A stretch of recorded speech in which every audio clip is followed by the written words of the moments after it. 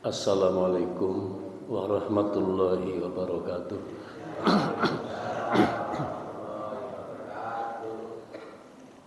Alhamdulillahilladzi an'ama alaina bi ni'matil iman wal islam wa arsala rasulahu Muhammadan sallallahu alaihi wasallam rahmatan lil alamin. Asyhadu an la ilaha illallah wa asyhadu anna Muhammadan abduhu wa rasuluh. Allahumma sholli ala Muhammad wa ala alihi wa sahbihi ajma'in. Amma ba'du. Ayyuhal muslimun rahimakumullah, usikum wa nafsi bitaqwallah faqad fazal muttaqun. Para ibu dan bapak jamaah subuh yang insyaallah dirahmati oleh Allah, dengan penuh khusyuk dan tafakur, marilah kita bersama-sama meningkatkan karakter dan bobot takwa kita kepada Allah Subhanahu wa taala, agar bisa kita jadikan sebagai bekal utama dalam rangka menghadap kehadiratnya bila kelak saatnya telah tiba. Ibu bapak sekalian yang saya hormati, di pagi ini saya akan menyampaikan tentang keutamaan ilmu pengetahuan dan kiat untuk bisa mendapatkan ilmu sehingga kita tidak cepat lupa. Pertama, Al-Quran surah Al-Mujadilah ayat yang ke-11, Allah berfirman, A'udzubillahi minasyaitonirrajim, yarfa'illahu alladhina amanu minkum walladhina utul ilma darajat. Artinya, Allah akan mengangkat derajat orang yang beriman,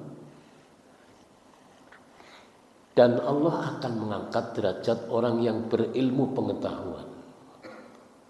Jadi dua hal yang bisa mengangkat harkat martabat manusia di hadapan Allah Subhanahu wa taala. Satu, pastikan dia beriman kepada Allah tanpa menyekutukan dengan sesuatu. Yang kedua, berilmu pengetahuan. Bapak Ibu rahimakumullah, orang yang berilmu dengan yang tidak berilmu pasti berbeda. Al-Quran surah Az-Zumar ayat yang ke-9, firman Allah, a'udzubillahi minasyaitonirrajim, qul hal yastawil ladzina ya'lamuna wal ladzina la ya'lamun. Katakan Muhammad, sama enggak orang yang berilmu dengan yang tidak berilmu? Tentu berbeda. Jangankan dalam kehidupan manusia, dalam kehidupan binatang, binatang yang berilmu dengan binatang yang tidak berilmu itu berbeda. Al-Quran surah Al-Ma'idah ayat yang keempat. Jadi Al-Ma'idah ayat keempat, penjelasan Allah bahwa binatang yang berilmu dengan yang tidak berilmu berbeda. Seekor anjing dilatih, dikasih ilmu pengetahuan gimana cara berburu. Atau mungkin harimau misalkan, tapi biasanya untuk binatang berburu biasanya anjing. Anjing dilatih untuk berburu binatang. Setelah dia pinter cara berburu, kemudian anjing ini dibawa ke hutan, kita lepas dengan bacaan basmalah, dia mencari binatang buruan, dapat seekor kelinci, digigit, diterkam, digigit, kelincinya mati. Terus digigit, diberikan ke tuannya. Nah, kelinci yang udah mati ini dimakan halal dagingnya. Kenapa? Ini binatang yang berilmu pengetahuan. Dilepas dengan bacaan basmalah, hasil buruannya walaupun udah mati itu halal. Tapi kalau binatang liar seperti kita lihat di YouTube misalkan, ada seekor harimau menerkam seekor sapi. Sapinya digigit mati, dimakan baru sebagian kecil. Orang berburu binatang hasil buruannya harimau ini. Kemudian harimaunya diusir pergi, sapinya diambil, udah mati sapinya, kemudian dibawa pulang dimakan, itu haram. Kenapa? Karena yang membunuh sapi ini adalah binatang liar. Nah, apalagi dalam kehidupan manusia, orang yang berilmu dengan yang tidak berilmu berbeda. Orang yang berilmu datang ke sebuah pertemuan, resepsi misalkan, ini dia masih dalam perjalanan, ini panitia sudah mulai calling. Udah sampai mana Bapak? Sampai pertigaan perempatan Srimayang misalkan. Nanti 5 menit lagi sampai. Begitu sampai, keluar dari mobil, yang buka pintu itu orang lain, dibukakan pintunya. Keluar pejabat ini, orang yang berilmu, Bapak monggo Pak, monggo, sudah ada tempat khusus untuk Bapak, tempat VIP sana. Ini apa? Dia tuh berilmu pengetahuan. Tapi kalau orang yang nggak berilmu datang ke sebuah resepsi, begitu datang panitia, Pak stop dulu Pak, Bapak ini mau kemana? Loh, saya mau kondangan, saya dapat undang nih undangannya nih. Oh, Pak, Bapak tolong Bapak jangan di sebelah sana, tapi di sebelah sini Pak. Ini kelas khusus, kelas VIP untuk para pejabat. Jajal bayangkan ini. Jadi beda, orang yang berilmu dengan yang tidak berilmu itu berbeda. Kemudian ada beberapa kalimat hikmah yang memberikan pernyataan, al-ilmu nurun, ilmu adalah cahaya. Maka dengan ilmu orang tidak akan tersesat. Kemudian ada lagi, al-ilmu hadusilah, ilmu adalah digambarkan seperti senjata yang paling tajam. Kita satu orang melawan satu ekor harimau, kita nggak akan menang. Secara teori kita nggak akan menang. Satu orang harimau juga satu berkelahi, yang menang tuh harimau. Tapi kalau kita berkelahi dengan ilmu pengetahuan, ambil pistol, jangankan harimau 1, 2, 3 aja, kita menang. Tembak kepalanya, mati semuanya. Kemudian ada sebuah syair, al-ilmu anfasul dhuhrin anta zakhiruhu wala takun jahilan tastalus nadama. Ta'ala bil ilmah wajlis fi majalisi ma khabaqatu labibun jalsal alma. Ini syair. Kalau syair berarti bisa di lagu. Kalau di pesantren itu syair biasanya di lagu dengan bahar apa misalkan gitu. Ini di lagu, al-ilmu anfasu dhuhrin anta zakhiruhu wala takun jahilan tastarisun nadama. Ta'allamil ilma wajlis fi majalisihi ma khabaqatu labibun jalasal alama. Artinya, al-ilmu anfasu dhuhrin anta zakhiruhu. Ilmu adalah ibarat harta simpanan yang paling mahal. Bait kedua, wala takun jahilan tastarus nadama. Makanya kamu jangan jadi orang yang bodoh. Karena apa? Kebodohan tastarus nadama akan menimbulkan penyesalan. Lalu bait berikutnya, perintah ta'alamil ilma wajlis fi majalisihi. Kamu segera belajar ilmu pengetahuan wajlis fi majalisi, sukalah kamu duduk-duduk di majelis ilmu. Seperti ini. Dikatakan bait terakhir, ma khabaqatun labibun jalsal mat. Tidak rugi sama sekali orang yang berakal yang suka duduk dengan orang yang berilmu. Duduk dengan orang berilmu itu untungnya banyak. Kalau kita nggak tahu, tinggal nanya. Quran mengatakan fas'alu ahla dzikri in kuntum la ta'lamun. Kamu tanya kepada orang yang berilmu kalau kamu tidak tahu. Ini. Ibu bapak rahimakumullah. Tadi yang pertama dikatakan ilmu ibarat harta simpanan yang paling mahal. Bapak Ibu, saya teringat zaman dulu saya kecil, orang dikatakan kaya kalau dia punya sekian banyak bidang tanah. Orang dikatakan kaya kalau dia punya sekian banyak bidang sawah, rumahnya megah, kendaraannya mewah. Itu adalah orang kaya zaman dulu. Tapi zaman sekarang, orang yang kaya mereka adalah orang yang memiliki ilmu pengetahuan terkini. Nuwun sewu Bapak Ibu. Satu contoh. Ini yang sering digunakan contoh oleh orang para mubalik. Presiden Indonesia yang ketiga, B.J. Habibie. Profesor Dr. B.J. Habibie. Ketika dia kuliah di Jerman, dalam urusan penerbangan,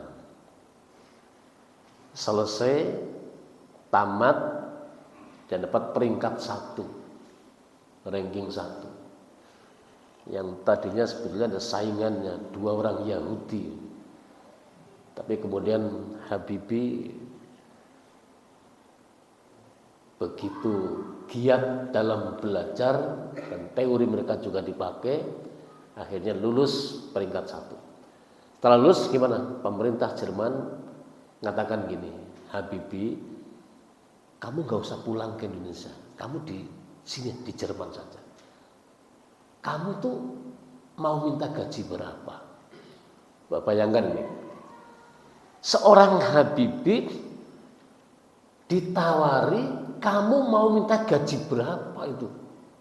Udahlah tinggal ngomong tok sekarpe. Yang penting kamu gak usah pulang ke Indonesia. Tapi B.J. Habibie, dia adalah putra terbaik bangsa gitu. Dia mengatakan ilmu yang saya cari sampai ke negerimu ini akan saya bawa pulang ke negeri saya Indonesia. Akan saya abdikan ke bangsa dan negara saya.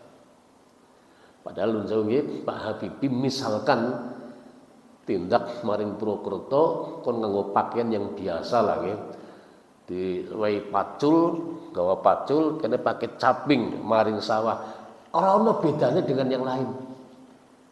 Tapi dengan ilmu pengetahuan yang ia miliki, maka hartanya sangat melimpah. Makanya saya sering ngomong, Bapak Ibu, ada 2 anak. Bapaknya sebelum mati pesen, ini ada uang 2 miliar. Anak saya 2. Oke, sebelum Bapak mati, ini uang 2 miliar tolong dibagi 2 anak. Yang satu, uang 1 miliar digunakan untuk sekolah, cari ilmu pengetahuan. Yang satu, ilmu ora penting, sing penting duit. Ini.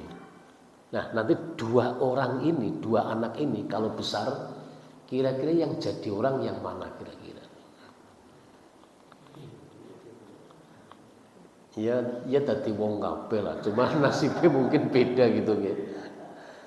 Yang satu dia nggak punya uang, ya, tapi punya ilmu, dia bisa mencari harta dengan ilmunya. Ini yang banyak uang boleh jadi ke depan hartanya habis karena kebodohannya. Makanya orang tua lihat bakatnya anak. Kalau bakatnya anak ini kalau seneng ilmu, sekolahkan setinggi langit. Kayaknya ilmu orang patia gitu. Tapi nek kon bisnis seneng. Oh, latih bisnis silakan. Saya teringat dulu waktu saya KKN di Soma Gede. Itu ada tokoh masyarakat namanya Pak Suhudu Ansori yang kemudian membuat sekolah mewakafkan sebidang tanah, dibangun SMK. Ini beliau lihat, ini anak saya sekian 6 sing seneng belajar sing yang seneng belajar terus disekolahkan, yang kira-kira males belajar serasa sekolah, sing penting kau pulang sekolah maring warung ke toko itu dilatih besar, semuanya sukses gitu nih. Jadi lihat bakatnya anak, pola anak, bakatnya anak itu seperti apa. Ibu bapak rahimakumullah. Kemudian yang paling penting adalah nanti ilmu itu adalah syarat diterimanya sebuah amal. Jadi ilmu merupakan syarat diterimanya sebuah amal. Ada sebuah syair, wa kullu man bi ghairi ilmin ya'malu a'maluhu mardudatun la tuqbalu. Tapi sebaliknya, fa'alimun bi ilmihi lam ya'malan mu'adzabun min qabli abdul hasan. Ini syair bisa dilagu. Wa kullu man bi ghairi ilmin ya'malu a'maluhu mardudatun la tuqbalu. Fa'alimun bi ilmihi lam ya'malan mu'adzabun min qabli abdil wasan. Itu. Wa kullu man bi ghairi ilmin ya'malu, setiap orang yang beramal tanpa ilmu maka a'malu mardudatun, amalnya tertolak, tidak diterima oleh Allah Subhanahu wa taala. Ini. Jadi kita sholat tanpa dengan ilmu enggak diterima. Jadi kita harus berilmu. Setidaknya minimalnya, kalau jangan ketika sholat itu tahu sholat itu lagi apa. Ini kita lagi ibadah kepada Allah. Syukur apa yang kita baca tahu terjemahnya, apalagi tahu tafsirnya, itu lebih bagus lagi. Ustadz, saya belajar terjemahnya sulit banget, saya nggak bisa.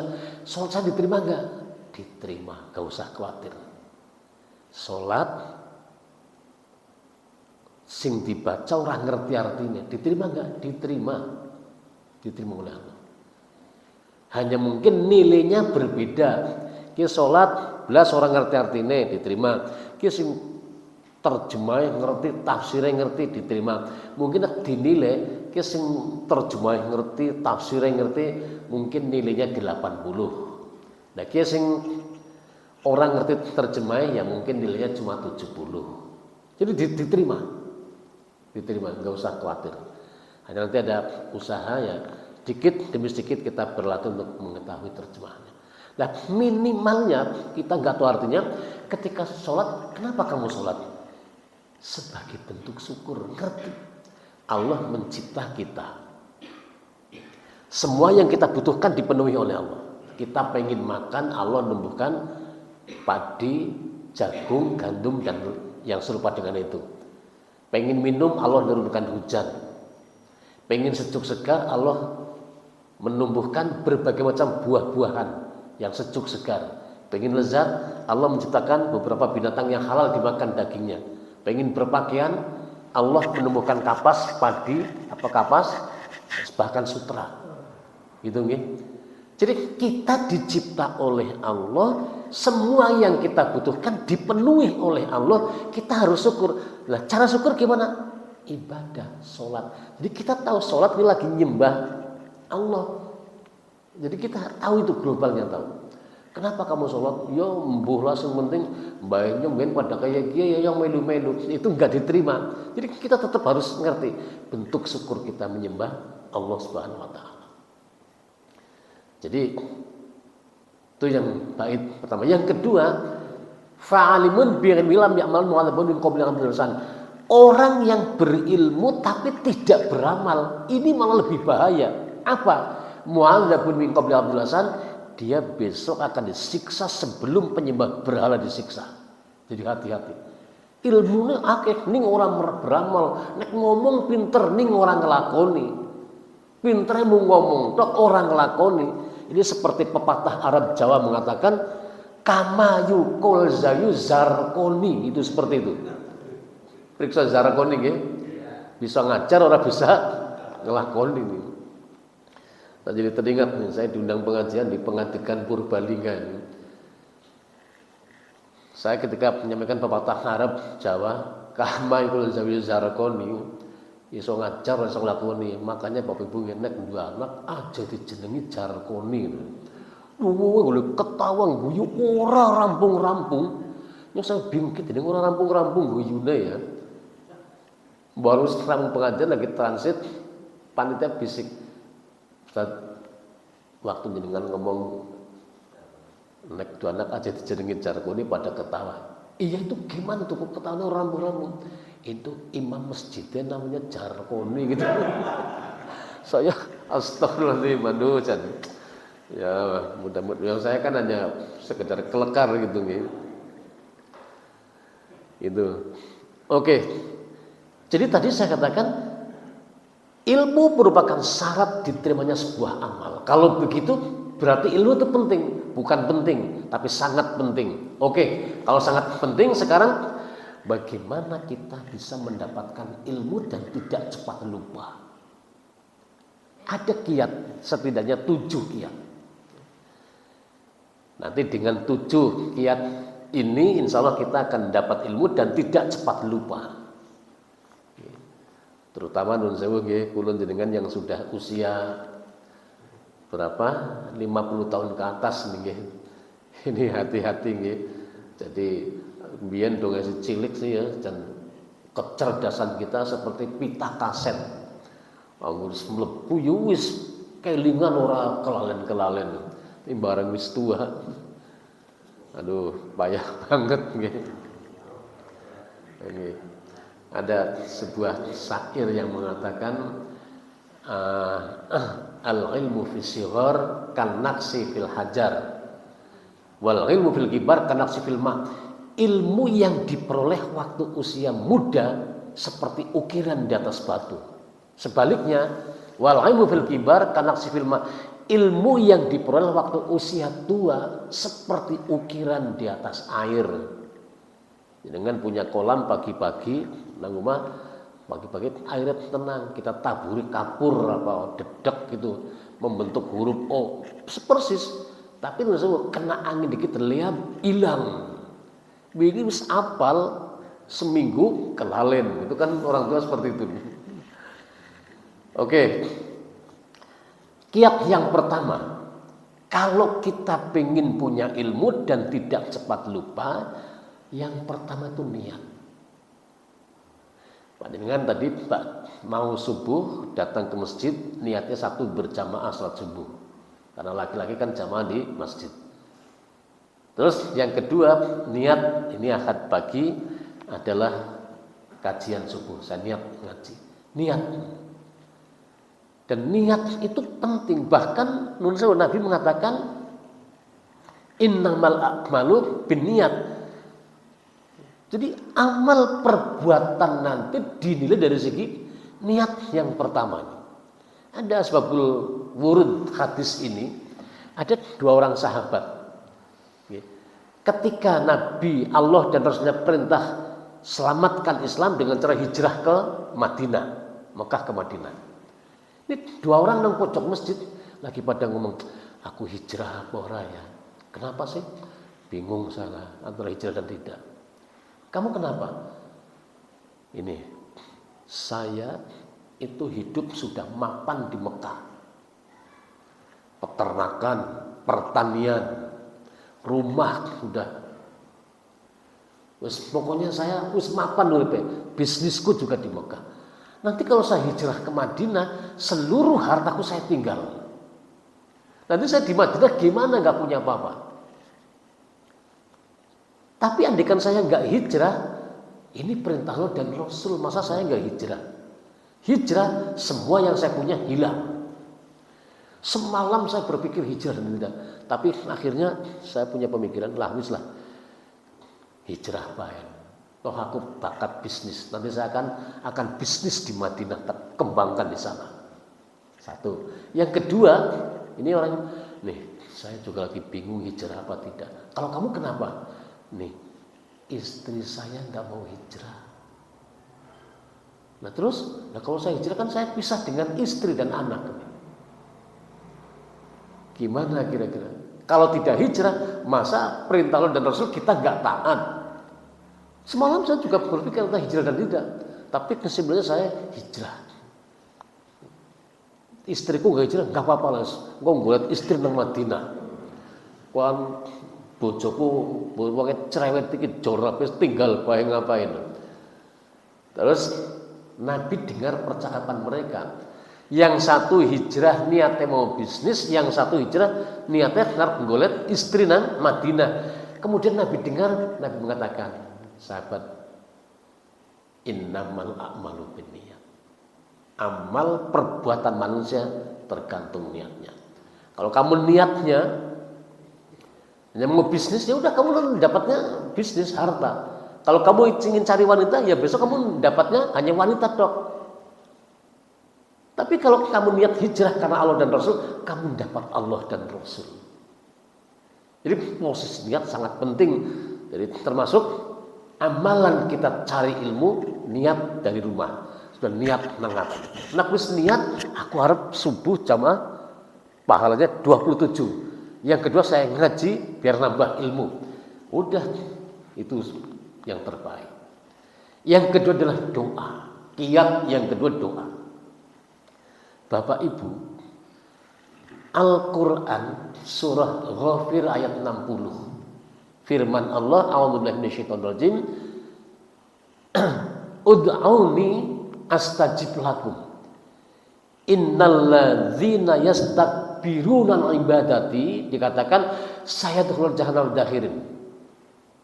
Artinya, mintalah kamu kepadaku, niscaya aku kabulkan doa permohonan kamu. Sesungguhnya tuh orang-orang yang sombong nggak pernah doa sama aku. Dia besok di akhirat akan masuk neraka dengan penuh berbagai macam kerugiannya. Jadi doa akan dikabulkan oleh Allah. Kemudian surah Al-Baqarah ayat 186, firman Allah, ujibu da'watad da'i idza da'ani. Saya pasti akan mengabulkan doa permohonan hamba apabila dia sungguh-sungguh minta kepadaku. Jadi ketika kita ingin dapat ilmu, kita doa dulu. Doa kita biasanya kalau anak sekolah, raditu billahi robba wa bil islami dina wa bi muhammadin nabiyya wa rasulah. Nah ini, Rabbi zidni ilma warzuqni fahma. Tolong Tuhan, berilah aku tambahan ilmu dan berilah kami kekuatan untuk bisa memahami ilmu pengetahuan tersebut. Jadi seperti itu, gitu. Ini doa. Ada kisah kekuatan doa. Jangan meremehkan doa. Tahun 48. Ini ada kisah menarik. Seorang prajurit angkatan udara. Ini pimpinan memberi aba-aba. Besok kalian akan ada latihan terjun payung prajurit baru. Karena angkatan udara harus bisa terjun payung. Kalau angkatan darat, angkatan darat, dia iso manjat gunung, temurun jurang, jajah desa milangkori. Jadi harus bisa kuat. Kemudian kalau angkatan laut masih harus bisa renang. Masa angkatan laut renangnya gaya batu? Tidak mungkin, harus bisa renang. Ini angkatan udara harus bisa terjun payung. Nah, kamu besok akan latihan terjun payung. prajurit yang dipersiapkan untuk terjun payung, mereka tuh menyiapkan diri secara fisik yang sehat, besok terjun payung. Nah, ada satu prajurit Muslim dikisahkan saat malam gelap gulita, di mana manusia terlena dalam impian, saat malam sunyi sepi, jam 1:30 malam kira-kira. Ini dia itu bangun malam, sholat tahajud, kemudian doa kepada Allah, mohon keselamatan besok terjun payung. Ini prajurit yang lain kita lihat, mas, kamu lagi ngapa itu? Saya lagi doa. Doa untuk apa? Mohon keselamatan besok terjun payung. Mas, dengarkan ya. Selamat dan tidaknya kita pada acara terjun payung ini hanya ditentukan 2 hal. 1, pesawatnya mesti baik. Yang kedua, cuaca harus bagus. Sekarang pesawatnya bagus, cuaca jelek bisa musibah. Cuaca bagus, pesawatnya jelek bisa musibah. Ini 2 hal, bukan seperti kamu itu. Maaf Tuhan, ini keyakinan saya, kamu jangan ganggu saya. Ini seperti itu. Tenang, esok-esok prajurit dibawa ke bandara, naik pesawat. Ketika pesawat lepas landas, naik ke antariksa, dedel ing antariksa, pesawatnya mabur, silep mega biru, tumumpang himo himantoko. Bahasa apa orang ngerti bu kayak gitu. Pokoknya pesawatnya mabur dur gitu lagi. Nah setelah itu apa? Cuaca baik, pesawat baru diservis. Tapi apa? Orang ngerti sangkan parning dumadi, ternyata pesawatnya rontok, jatuh, hancur berkeping-keping. Dan seluruh penumpang mati, pilotnya mati, pramugarinya mati, seluruh prajurit mati, kecuali 1 orang yang masih hidup, dilarikan ke rumah sakit. Ketika dia sadar, dia nanya ke perawat, Mbak, saya ada di mana Mbak? Tuhan tolong jangan bergerak. Tuhan ada di rumah sakit. Kenapa saya di rumah sakit? Diceritakan oleh perawatnya, ketika prajurit angkatan udara mau latihan terjun payung, kapal terbang dari servis, cuaca bagus, pesawatnya naik ke antariksa, orang ngerti sangkan parang kembali, ternyata musibah terjadi, pesawat rontok, jatuh dan hancur berkeping-keping. Seluruh penumpang mati, pilotnya mati, pramugari mati, seluruh penumpang prajurit mati, kecuali Tuhan yang masih hidup. Ini. Dia mengatakan ini keyakinan bahwa doa itu bisa menembus langit, didengar oleh Allah dan diijabah oleh Allah Subhanahu wa taala. Maka jangan lupa doa itu penting. Cari ilmu, doa. Oke, sekarang kiat yang ketiga. Kiat yang ketiga untuk dapat ilmu adalah sungguh-sungguh. Jadi geus niat kang umat, donga insyaallah nanti sungguh-sungguh dah. Sungguh-sungguh lagi ngaji, dengarkan. Ya, apa yang didengarkan, apa yang disampaikan oleh Ustadz, didengarkan dengan baik. Ajak cerita baik karo kancane. Wah, ngaji cerita baik. Kalau cerita yang disampaikan mesti orang mudeng nanti gitu. Ngaji ya sungguh-sungguh aja sendian tembok kalau tekeluk umpama gitu nggih. Umpama ini nggih. Tapi ya enggak apa-apa sih, ngaji ngantuk tetap ganjaran nggih. Enggak masalah gitu. Jadi sungguh-sungguh manjada wajada wa man sarra sholat. Siapa yang sungguh-sungguh pasti bisa, dan siapa yang siapa yang berjalan pasti akan sampai. Sungguh-sungguh. Nah, yang keempat adalah kiat keempat, membangun konsentrasi. Ini penting. Bapak Ibu, orang kalau udah konsentrasi, tentu dia akan bisa menyerap apa yang dia dengar. Insya Allah seperti itu. Ada curhatan seorang wali murid kepada saya teringat. Murid dikit angel banget kon belajar. diulang matematik ya. Nembe 5 menit jare mumet. Diulang bahasa ora mudeng. Orang tuanya bilang, "Ustadz, nun sewu lah anak saya itu si A. Gimana, Bu?" Sebetulnya anak saya itu enggak bodoh-bodoh amat.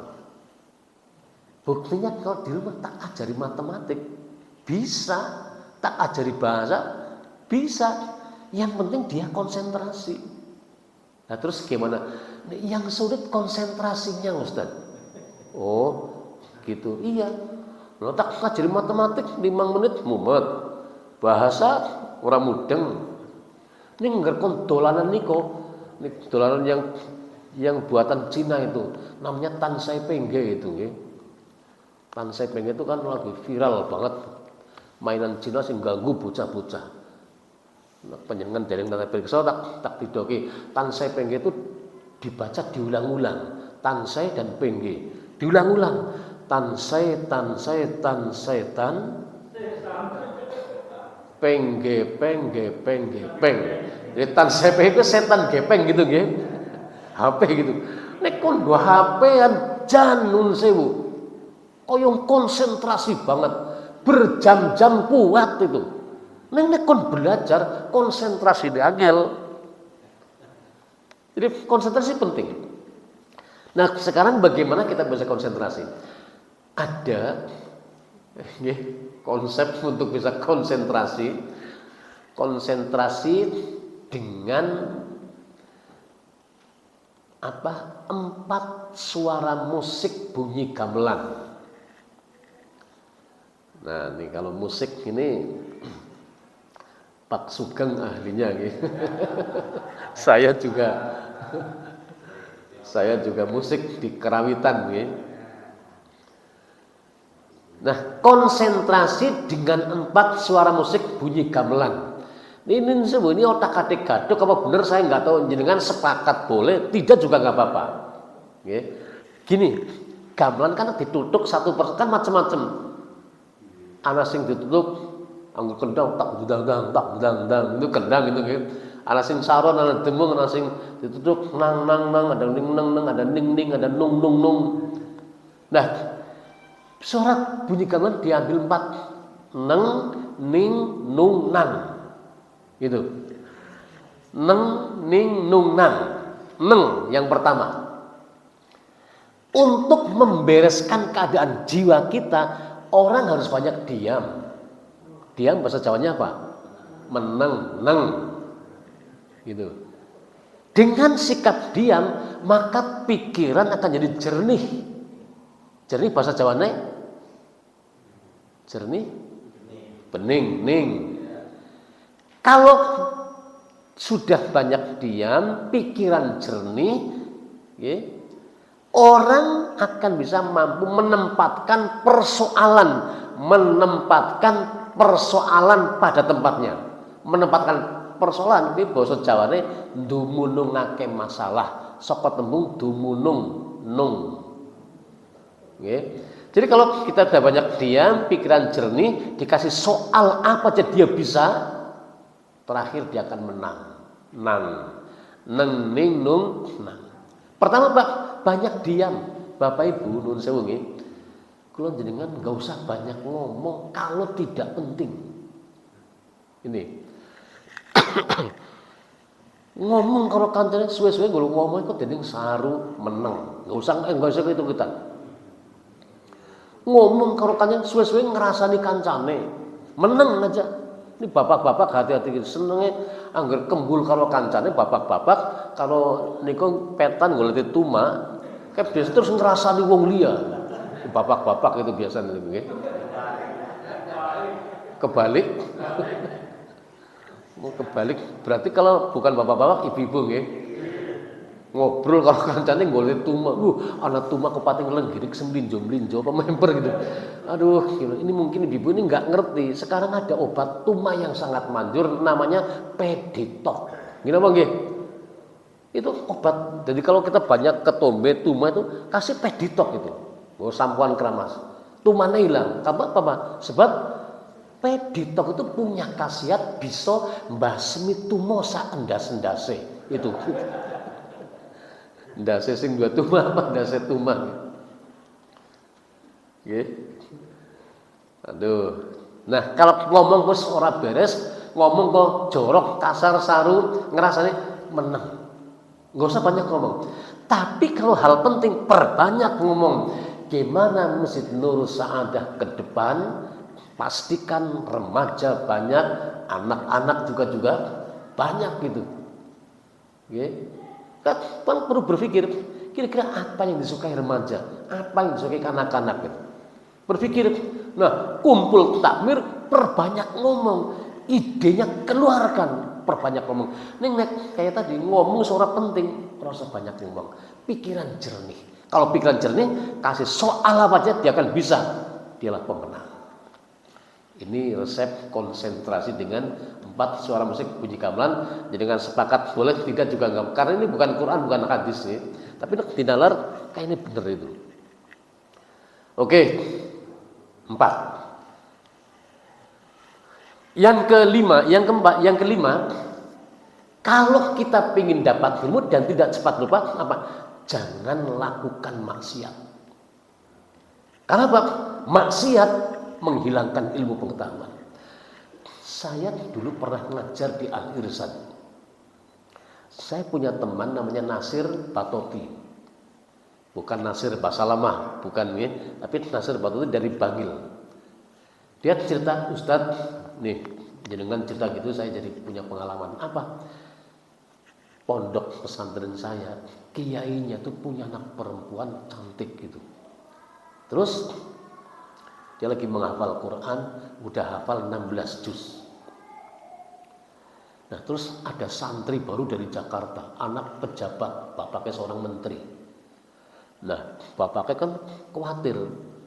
Jakarta itu saat itu dikenal sebagai kota yang kejam dan angkuh serta tidak kenal kompromi. Ke Jakarta. Wong arep apik pisan, arep elek pisan menang Jakarta itu. Nah, bapaknya kepengin anaknya jangan terpengaruh pergaulan Jakarta. Kirim maring pondok pesantren Jawa Timur ning Bangil. Nah, bocah gagah banget baru mondok nang kono. Bocah gagah pol seneng sepak bola itu. Anak kiai ini tertarik dengan pemuda gagah ini. Ketika ada milad pesantren, berbagai macam lomba, ada lomba pidato, lomba azan, lomba cerdas cermat Al-Quran, olahraganya, ada sepak bola, ada bulu tangkis, ada tenis meja. Nah, tenis meja kan Pak Sugeng aku gitu. Tenis meja gitu. Ada sepak bola. Nah, ini pemuda Jakarta ini suka bola, main bola. Nah, anak kiai ini gue milih nonton bola nih, karena bocah sing gagah gue pemain bola. Bareng nang lapangan main, sing diperhatikan bukan bolanya, tapi sing main bola ini. Wes bareng rampung bubar, intinya gini. Jadi anak kiai ini sing yang cantik itu pulang ke pondoknya, gue bonceng motor ini pemuda gagah ini, cuma bonceng tok, nggak pernah kemana-mana, nggak pernah maksud apa, cuma bonceng tok dari lapangan ke rumah ke pondok. Hanya gara-gara bonceng dari lapangan ke rumah, 16 juz hafal Quran hilang. Itu. Kita bayangkan, padahal cuma bonceng tok 16 juz kok hilang, apalan itu kacau banget orang karuan. Oke, jadi jangan berbuat maksiat. Bapak Ibu, saya teringat kisah Imam Syafi'i rahimahullah. Imam Syafi'i, beliau adalah imam madhab yang madhabnya diakui menjadi madhab yang terbesar se-Asia Tenggara. Nah, Imam Syafi'i orang kecerdasannya itu luar biasa itu. Ketika dia nggarap fikih, kitab fikih, ayate kelalen, Qur'ane kelalen, hadise kelalen. Bingung dene nyong kaya ngebleng banget ya. Jadi ilmu yang saya dapat kok kayaknya kacau temen. Nggarap kitab fikih ora rampung-rampung, ayatnya kelalen, hadisnya kelalen. Akhirnya dia datang ke rumah gurunya. Gurunya bernama Imam Waqi. Gurunya Imam Syafi'i namanya Imam Waqi. Nah, di sana Imam Syafi'i menyampaikan tentang kejelekan hafalannya itu. Ya, kalau bahasa kita guru, nun sewu lah. Saya ada masalah. Hafalan saya itu kacau banget sekarang. Ilmu saya kacau. Ini kenapa Kiai? Kiainya bilang dengan penuh kewibawaan, jangan berbuat maksiat. Siap Kiai, saya nggak akan maksiat. Lalu yang kedua apa Kiai? Yang kedua, iya, kamu jangan maksiat. Siap. Ya, yang berikutnya Kiai, masih satu, tinggalkan maksiat. Terus, coba itu aja. Wah, Imam Syafi'i kaget. Saya itu nggak pernah berbuat maksiat. Maksiat apa yang saya lakukan? Pamit pulang mari rumah, bingung nang rumah. Hafalanku kacau balau, ilmuku morak-marik. Aku tanya ke guruku hanya mengatakan jangan maksiat. Saya pikir saya nggak pernah berbuat maksiat dalam batin Imam Syafi'i. Maksiat apa yang saya lakukan? Wah, ketemu. Tidur akhirnya apa?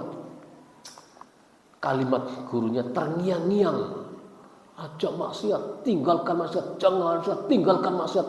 Dari kalimat gurunya terngiang-ngiang, terbayang-bayang. Ya kayak seperti pepatah mengatakan, anak Cina bermain wayang, anak keling bermain api. Kalau siang terbayang-bayang, kalau malam jadi mimpi. Kalimat gurunya itu, jangan maksiat. Saya gak pernah maksiat. Apa ini ya? Apa mungkin ini? Saya kalau pergi ke rumah guru, itu kan jalan yang satu lewat pasar. Nah, pasar itu kan apa-apa anak. Wong sing apik ya ana, sing ora apik juga ana. Wong lanang ana, wong wedon ana, wong tuana bocah nom juga ana. Wong wedon sing rajin menutup aurat ya ana. Wong wedon sing terjangkiti penyakit asam aurat juga ana. Napa? Nggih, asam aurat. Kalau asam urat beda. Kalau asam urat itu yang sendinya pada begal. Kalau asam aurat pakaiannya serba minim. Ki wong wedon mau klambe kurang bahan apa ya? Otomatis Imam Syafi'i kan lihat ana wong wedon mung pakai pakaian mini, hanya pakai rok pendek. Imam Syafi'i otomatis perlu wong meripatnya enggak buta, lihat. Walaupun ketika lihat langsung pejamkan mata. Apa ini kira-kira?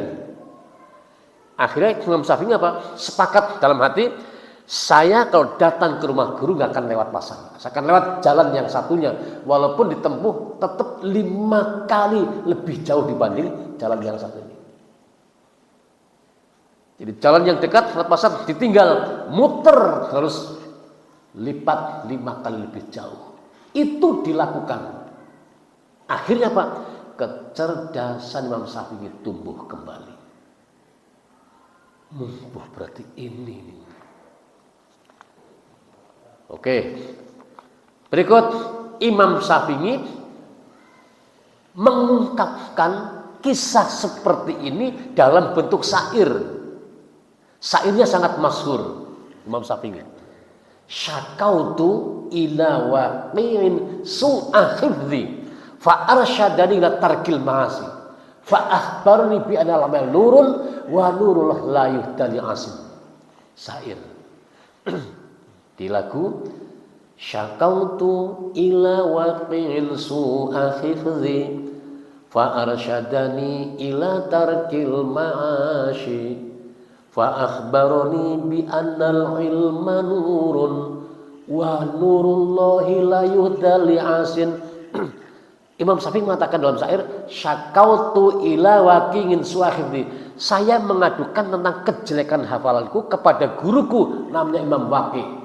Lalu fa arsyadani ila tarkil mangasi. Guruku nasihati aku suruh aku meninggalkan maksiat. Bait berikutnya, fa arsyadani bi annal ilma nurun fa akhbaroni bi annal ilma nurun.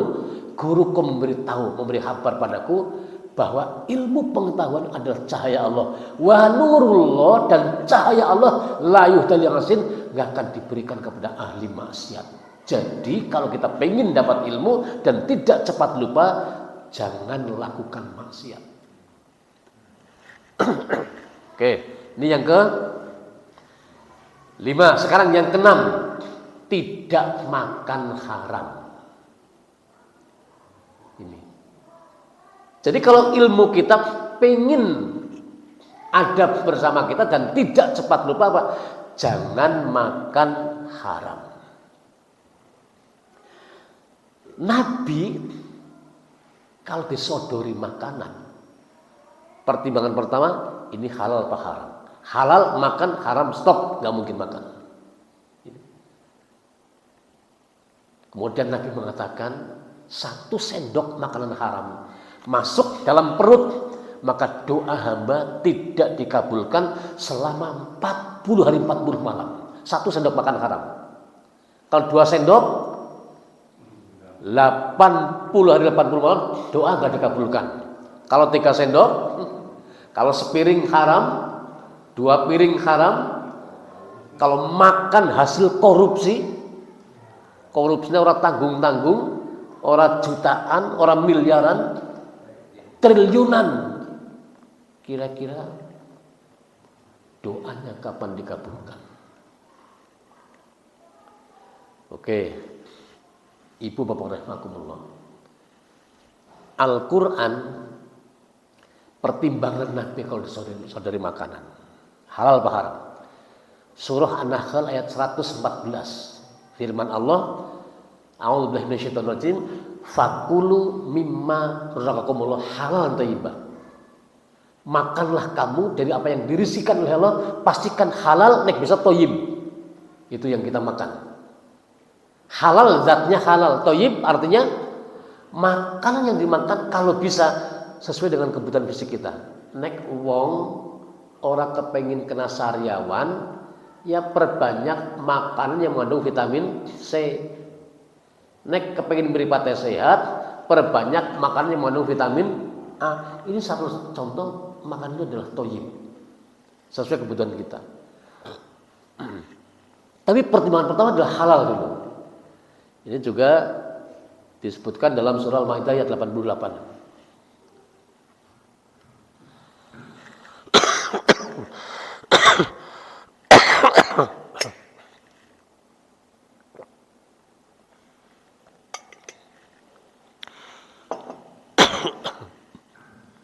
Sedikit mungkin 5 menit nih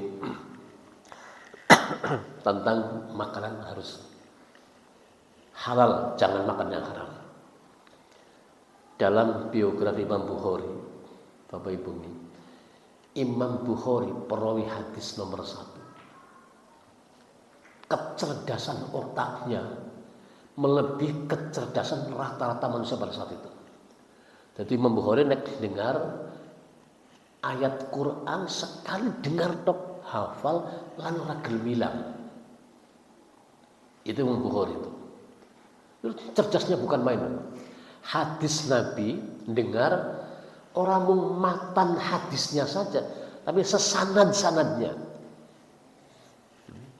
Ini Bukhari dengar hadis ini dapat dari A dapat dari B dapat dari C dapat dari D, terus sampai Z dari Rasulullah. Itu sanad.